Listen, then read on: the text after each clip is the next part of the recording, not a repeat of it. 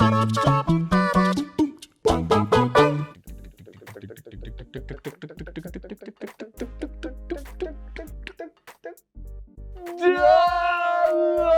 there, everybody, and welcome to WhatCulture Football News, the WhatCulture show about football, specifically focusing on the news. My name is Adam Cleary, joined, of course, by Adam Nicholas. Say hello, Adam Nicholas. Hello, Adam Nicholas. Taking you through the twists and turns of the weird world of football. Yes, wrestling fans, I did use that on the other channel, exactly the same this morning. But coming up for you today, we have stories that are including, but not limited to, Monaco are making an inquiry about an Arsenal player. the latest development in the Griezmann saga might well be the last. Everton issue a very weird statement. Yes, of course. And Wolves have just signed a centre forward, Ra. They have indeed. And sin bins. That's it. That's it. I did answer you earlier, mine. But coming up for you first, thank God, thank the Lord, two of the biggest sure-to-rumble on transfer sagas of the summer now are the same transfer saga, which usually talk about them twice as quick. Excellent. Massive bit of news coming for you today, and I quote, Dybala arriva nei prossimi giorni a Torino. La Juve gil comunicazione la internazionale di non puccinatiri. Il pressing dello United è sempre più alto. Sarri ha sollecitato e riceve per io scambio con Lukaku. Scatterà l'effetto domino che regola dire Dzeko, Higuain, Cavani ed Icardi. Excellent. Finally! Wow, I couldn't believe Can you believe it? Amazing. If you don't speak Italian, that basically means Dybala's arriving in Turin in the next few days. Juve will basically tell him that they're going to sell him. United want him, and Sarri has dissolved the reserves. How are you reading the Italian better than the English?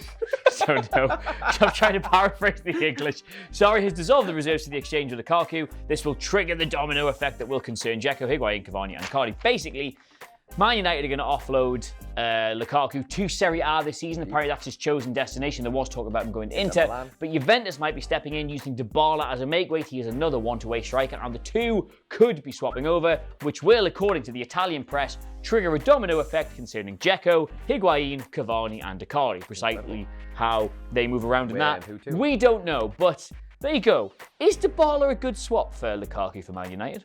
I think Dybala is looking for a new lease of life. Lukaku is looking for a new lease of life. A switcheroo might not harm anybody. There's really good players in both of them. Yes. Whether or not you can get those players to come out and play consistently every week is the problem, I think, that everybody has with those two players. Now, see, when I saw it, there's currently not any talk of whether any money will change hands or what else will be involved in the deal, merely that those two players will be going in opposite directions. And if it is a swap, it seems a bit of a strange one to me because Man United were very reliant on Lukaku for goals last season. Especially the first 2 years he was at the club, he was basically their main goal threat. Less so last season. Obviously, Rashford stepped up a bit. He got a really good run of form out of Pogba.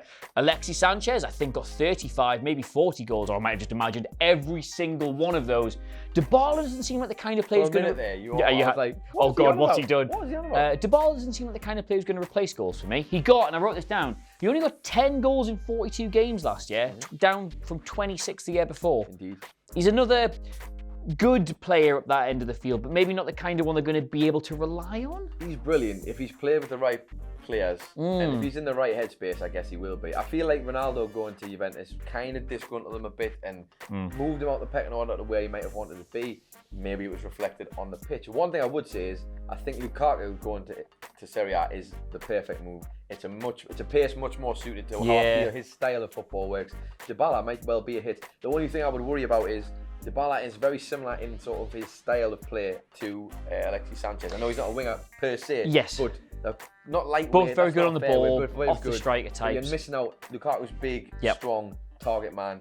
Dybala not that, so maybe not like it's one of those ones that could be an absolute revelation in the Premier League. But you look at the kind of players Man United have got right now. Your Martials, your Rashford, Tony Marshall, your Sanchez's, and Dybala. I don't really see what he's bringing that you don't get from one of them in some capacity already. But hey, not exactly a Juventus season ticket holder. Nope. Maybe you are. Let us know what you think of that in the comments below. Maybe you know more about Dybala. Maybe you're literally Argentinian. Put me in my place. Maybe What's your story? Dybala. And if you're maybe you're Dybala. Who knows? God, I actually quite like you. Well, that new Juventus kit's rank, so maybe bail out. Speaking of signings, seamless link. That's going to be the one for everything. Monaco have inquired about an Arsenal player, and that Arsenal player is Mustafi. Well, we talked about this yesterday, didn't they? Why on earth are they spending 70 million on Pepe? They're losing essentially potentially more defenders here. Of course, Mustafi could be on his way. He's got 24 months left on his Arsenal contract. As it stands, the deal that they would potentially be interested in, or certainly the valuation of Mustafi at this point is, how much do you think? 20 million? Higher. 40 million? Lower. 30 million. 30 million. Oh. 30 million for Mustafi, potentially being his value. Good move, 27 years old. Is Mustafi the kind of guy you'd want? Right, we talked about Mustafi yesterday. Now, Sorry, just to clarify, this is because Jemerson, the centre half for Monaco, Yes. is potentially on his way to either AS Roma or. oh, Flamengo. these This is merry-go-rounds the in the summer, they're a merry-go-round nightmare. Mustafi, now this is the opinion of the Arsenal fans I know. Again, not an Arsenal season ticket holder, this is the opinion of the Arsenal fans I know. Mustafi, not very good. Good on his day, bit of a liability. They would, I think, prefer to be upgrading their centre-back options than they would getting in another attacking player. No, Arsenal fan could be completely wrong on that one. My biggest opinion on Mustafi is I always think he sounds like an eccentric, like European professor talking about his own erection. Interesting. I also think that there's a reason we both only call him Mustafi, and it's because we don't want to have to tackle. Shkodran. That. Shkodran. You got it written down? I don't have it written down. Shkodran Mustafi. No, the thing is, Mustafi's one of those. He's one of those Premier League defenders who can, on his day, have an absolute blinder against any club. I can specifically remember him playing really well against Chelsea one year. I remember watching him for Valencia when he was there. He's not a bad player. He was great at Valencia, incredible. When he was on form, brilliant. But then again, if you're not on form, I realise I've just said, they should get rid of it. Everyone. He's not bad. He's the kind of centre-back where if you've got him in your squad and you get a better centre-back, you look at how much better Lovren and Matip looked when Van Dijk came in. If Arsenal added a real linchpin central defender, with a world-class you would imagine Mustafi would look really solid as well. So it's an odd one to get rid of. I'm personally probably rather been Socrates, but he was an Emery signing, which I think usually makes a difference in these circumstances. Monaco would be a great buy for Monaco, be a sensational buy for Monaco. So best of luck to them. That's what I say. Speaking of transfers, boom. This is going to be the one for ours. Give me the one for throughout. Remember the whole Anton Griezmann go? Oh, you know what it is? I actually wrote this down in Spanish as well, and then I'm not going to do the joke twice. I didn't do it for the second time. You remember the whole Griezmann to Barcelona debacle, I think it's fair to say. They've been trying to get him for years and years and years. Signed sort of not a pre-contract agreement, but they did the talks. It was awesome. Atletico were crying foul. They were saying, you can't do that, blah, blah, blah. And it was grumbling back and forward and back and forward. Then they reported them to La Liga. La Liga were going to suspend Griezmann's playing license while it was all worked out. They wanted another 80 million. It was a complete mess. We didn't know what was going to happen. We just knew that it was probably, the only person who was probably going to end up in the bin with this was Griezmann himself, but that might be fine because noted Spanish journalist Roberto Gomez from Marca, or Marca, whatever you want to call it, has said Atletico and Barcelona have settled their differences with Griezmann. The matter is resolved. I think you'll find they've probably settled it with money. With lots of money, yes. We don't know specifically yet precisely what this settlement is. You would imagine, as you say, it's some out of court, just sort of like, oh, really sorry about that. But it's a bit of an odd one, this, because Griezmann to Barcelona looked like such a done deal for so long. He's played for them. Yeah, but I mean, like, the kit and everything. I know, but like even before he went, it was like that's gonna happen. Yeah. And then the fee was 120 million, I think, initially agreed with this absurd release clause put on his contract. Well, that's the thing, because he was at 200 million euros. Then it went down to 120 after a certain point. But they believe that the pre-contract was agreed during the 200 million phase. Well, that's And then the actual signing took place when it changed to 120. Or to put it another way, literally nobody knows precisely what went on there, but now it's finished. Griezmann is officially a Barcelona player. There's no danger whatsoever of him not starting the La Liga season. So best of luck to him. That's what we say. Absolutely. Speaking of transfers, we've had some really weird stuff coming out from the Everton camp recently. This is so odd. Basically, Chris Bascombe, who is a Merseyside football reporter, has tweeted this out with regards to Everton's recent pursuit for Zaha, which we've all heard about. And it's such a strange one. I'm just going to read it because it's a bit odd. It's really weird, this. Everton categorically denies bid has been submitted to Crystal Palace for Zaha that included increased sum plus Tosin/McCarthy. EFC and Crystal Palace have very good relationship. Bid was made over a weekend, which was turned down. Both clubs agreed that was the end of the matter. Now look, maybe I'm just not reading this properly, or maybe Italian is my first language and I'm losing something in the translation here. Maybe. Has he just said there was no bid? There was no bid. There was no bid. There was a bid made over the weekend. There was no bid. There was no bid, guys. There was no bid whatsoever. And when the bid was made, it was just that was the end of it. Once it was turned down, they're really good mates. I guess he means the bid had nothing to do with any of the players and an increased sum, perhaps. I don't really It's know just there. such a weird It's just an odd statement, one. isn't it? It seems odd to have to physically put that out there. So I think we can take from this, Everton did try to get Zaha for about 60 million. Whenever anybody puts a statement out like this, I just think it means we did do that. We did do but that. We need We to save absolutely face didn't. in a PR twist around. It's a bit of an odd. See, like, I always go back. I was told this story off a noted national football journalist who shall remain nameless. There was a story. This is years and years ago. Bayer Leverkusen bought Michael Ballack off Chelsea. It's a good. Yeah. Bayer Leverkusen bought Michael Ballack off Chelsea. Agreed a fee. Yep. Agreed a contract. Kept it quiet. Then Ballack flew out for a medical. While he was out there for the medical, 2 journalists got a hold of the story and reported it. Yep. Ballack failed the medical and they sent him back. So Chelsea went, absolute load of rubbish, this story. As you can clearly see, Michael Ballack is here in training. Yeah. Nobody got a hold of the failed medical part for about a year afterwards. So you've always got to, whenever these statements come out, I'm always like, why? Why have you said this? Who are you lying about this time, football team? So all Phoenix Knights fans out there, there's no smoke without fire. Absolutely and none. every time there's something like this happens, they're covering something up. They're covering some. Basically, I think what that reads to me is that the agents of Tosin and McCarthy are very unhappy about the idea of their clients being used as make weights in another transfer when they should check Tosin's a centre forward. Yeah. He's a big money buy. McCarthy's a great player. Blah, blah, blah. I think this strikes me as a whole. Can you just please put out something? Just to hit, we value these footballers. We didn't try to use them to get another one in. That's my read on it. But it's completely speculative. Tell you what's not completely speculative though.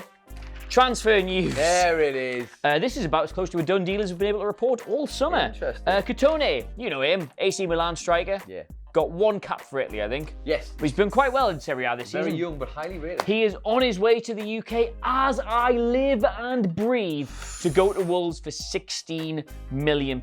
Now, as you say, he's only 21. But he's currently on pre-season tour with Milan. He's been sent back to the UK to finalise his move to Wolves. This is, I mean, it's £16 million for a centre forward in the Premier League. That's just a fairly low risk transfer, wouldn't you say? I'd say so. And at a young age, the guy has got lots of potential. I also would tell you, he's very good on Pro Evolution Soccer. Is that right? I still play Pro Evolution. That's my heart of hearts game of choice. Best luck to you. 9 goals in 40 odd games last season, which is not what you'd call setting the world on fire, especially in a league where you can't really excel as a centre forward if you've got an eye for goal. But at 21, he's going to provide cover for Jota and for Jimenez. It's a good squad building buy for me, that one. I think he could be. Let's put it on record. Go on. Take a punt on him. I think he could be a gamble for people's fantasy football teams. You're going to put your money where your mouth is then?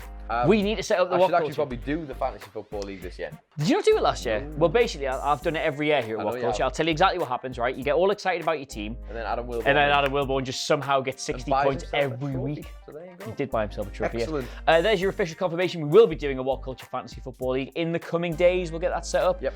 We'll drop the link for it on all the news videos going forward. We'll probably even do a tweet. We might go absolutely mad. Is that all you've got? I have one more story. Wow. And it's not about transfers. It's that's what we should be calling the news videos, because I couldn't think. Because Wilbur wants to call it 4-4 News, which is crap. That's quite good, though. That's quite good.